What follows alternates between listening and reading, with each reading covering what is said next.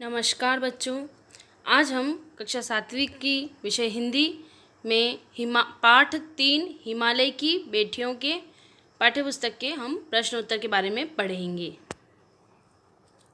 हमारा पहला प्रश्न है, नदियों को माँ मानने की परंपरा हमारे यहाँ काफ़ी पुरानी है, लेकिन लेखक नागार्जुन उन्हें किन रूपों में देखते हैं?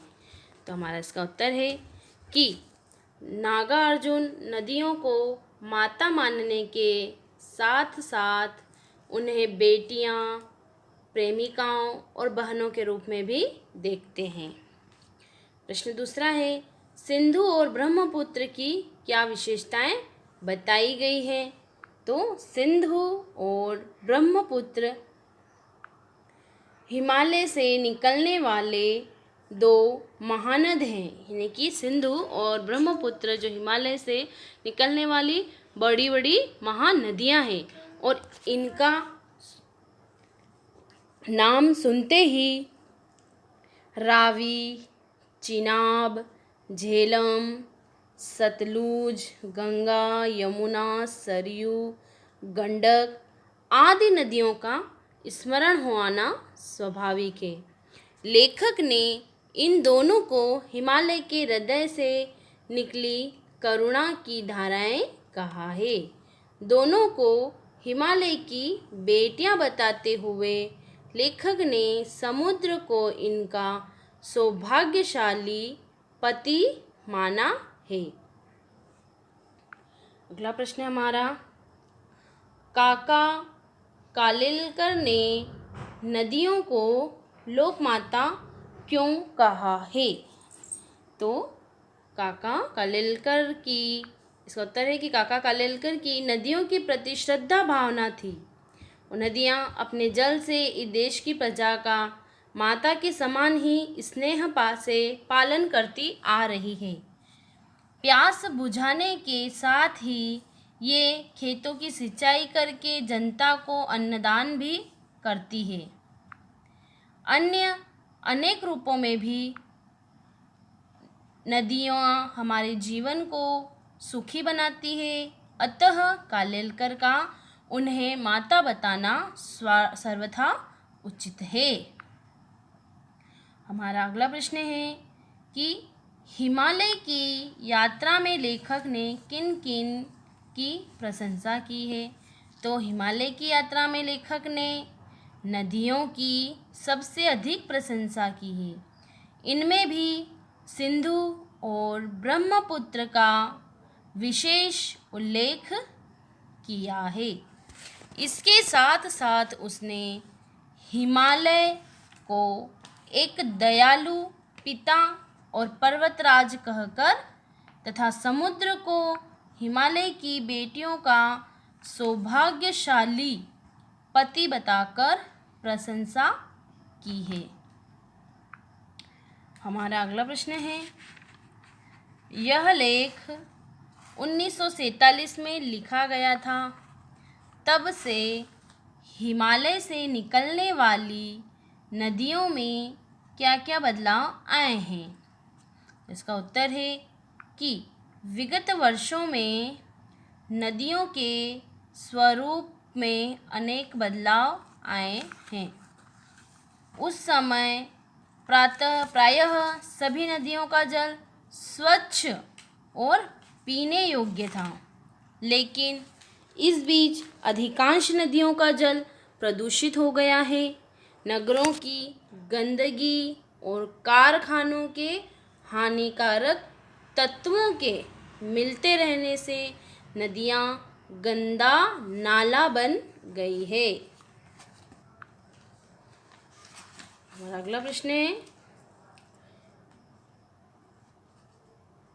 अपने संस्कृत शिक्षक से पूछिए कि कालिदास ने हिमालय को देवात्मा क्यों कहा है?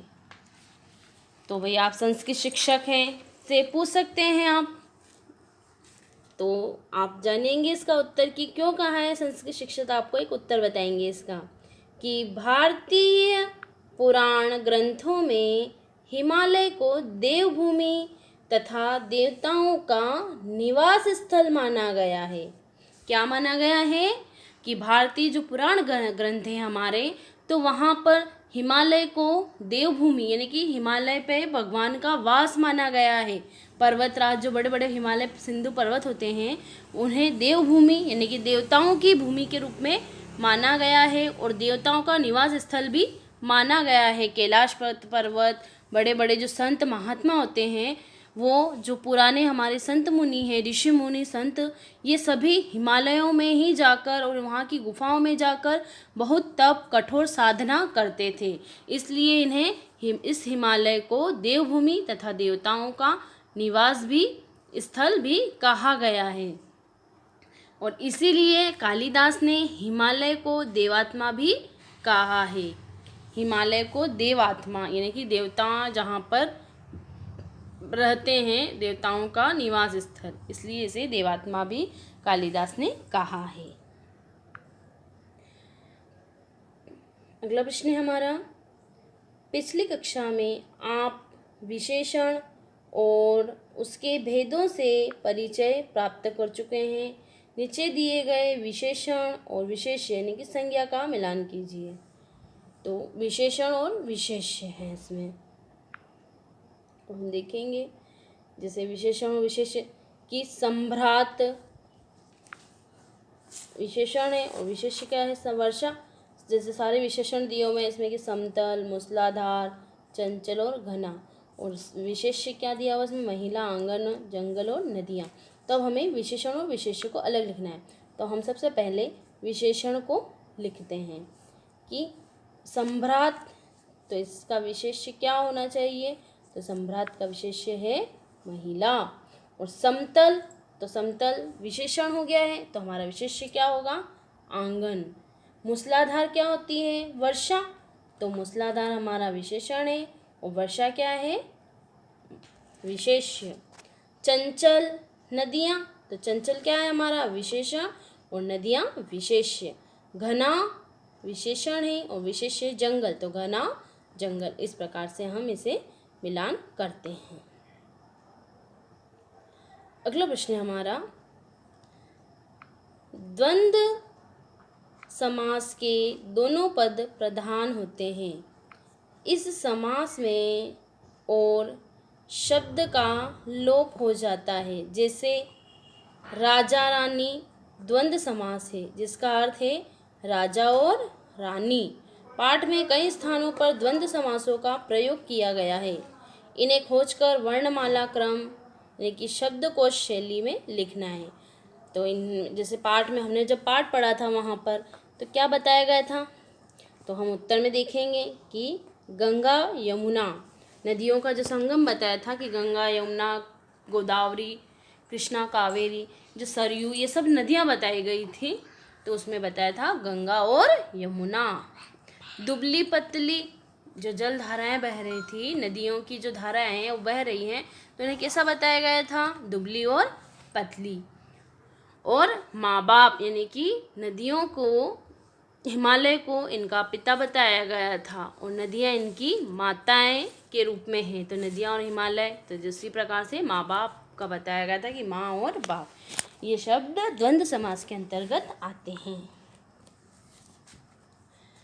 नदी को उल्टा लिखने से दीन होता है जिसका अर्थ होता है गरीब। नदी यानी कि नदियाँ और दिन यानी कि दिनहीन बोलते हैं ना, गरीब वो। आप भी 5 ऐसे शब्द लिखिए जिसे उल्टा कर लिखने पर सार्थक शब्द बन जाए।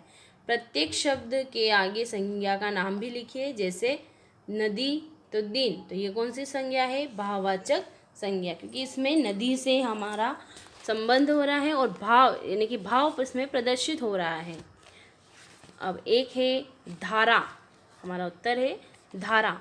तो धारा को हम जैसे ही उल्टा करते हैं तो हमारा शब्द बन जाता है राधा। राधा एक व्यक्तिवाचक संज्ञा है क्योंकि इसमें राधा में किसी व्यक्ति का या किसी स्त्री का नाम आ रहा है, इसलिए व्यक्तिवाचक संज्ञा है। रस, रस, तो रस का क्या होना चाहिए, सर। रस का सर, सर एक जातिवाचक संज्ञा है। सर क्या है? एक जातिवाचक संज्ञा। इसके अंतर्गत सर यानी कि हम किसी को सर कह के पुकारे तो ये उसकी जाति से संबंधित हो गया, इसलिए सर का रस का सर हो जाएगा और सर एक जातिवाचक संज्ञा है। कपट, कपट यानी किसी के मन में छल कपट रहता है, छल कपट, तो कपट का अर्थ उल्टा करने पर बनता है टपक, यानी कि पानी से कोई चीज़ टपक रही है उस प्रकार से, तो उसमें टपकना यानी कि एक भाव है, किसी के मन का भाव कपट, तो उसी प्रकार से ये एक भाववाचक संज्ञा है। सदा, तो इसका होगा दास, यानी कि ये भी एक जातिवाचक संज्ञा है, दास किसी की जाति होना। नाच, तो ये चना, नाच का उल्टा क्या होगा? चना, और ये एक जातिवाचक संज्ञा है। समय के साथ भाषा बदलती है, शब्द बदलते हैं और उनके रूप भी बदलते हैं।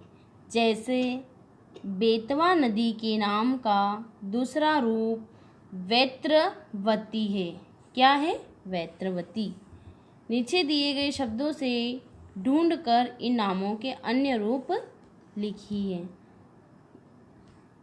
जैसे कि सतलुज, रोपड़, झेलम, चिनाब, अजमेर, बनारस। तो अब हम इनके अन्य रूपों को भी हम इस प्रकार से लिखेंगे।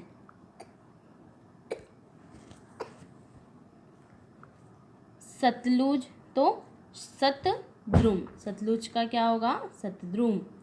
रोपड़ यानी कि रूपपुर। झेलम, झेलम का अर्थ क्या है? वितस्ता, झेलम का अर्थ क्या है? वितस्ता। और चिनाब, चिनाब का बिपाशा, अजमेर का अजयमेरू और बनारस का वाराणसी। इसी प्रकार से इस पाठ के सभी प्रश्नोत्तर समाप्त हुए हैं। सभी स्टूडेंट अपनी कॉपी में इन प्रश्नों को लिखेंगे।